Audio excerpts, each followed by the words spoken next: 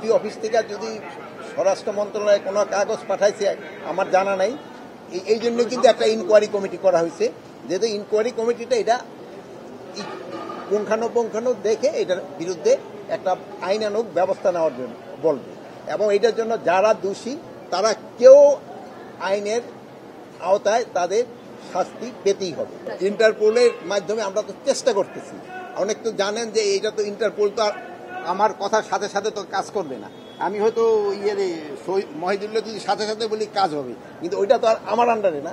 ওইটা তারা সময় হয়তো তারা তাদের আইন কানুন মতো তারা ব্যবস্থা নেয়। সাধারণ মানুষের যেন দুর্ভোগ না হয় এই জন্য কিন্তু আপনারও ব্যবস্থা করতে, সবাই কিন্তু আপনারও সচেতন করতে পারেন।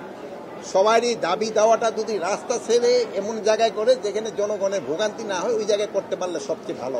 এই ব্যাপারে সবচেয়ে বেশি আপনারা আমাদের সাহায্য করতে পারেন। আপনারা যদি জনগণকে সচেতন করেন এবং যারা তাদের দাবি দেওয়াগুলি আমি অযৌক্তিক কারো বলবো না, তারপর যদি যৌক্তিক দাবি থাকে প্রপার জায়গায় করলে সবচেয়ে ভালো। এখন দেখছেন যে তারা কিন্তু প্রথমে এক জায়গায় যেখানে পরে যখন বলার পরে তারা কিন্তু শিফট করে গেছে অন্য জায়গায়। এখন ওই জায়গায় তো কিছুটা জনভোগান্তি হচ্ছে, তারপরে ওনারা কিন্তু ওই অ্যাম্বুলেন্স এবং গাড়ি ঠাড়ি যাওয়ার জন্য কিন্তু এরা সুযোগ করে দিচ্ছে।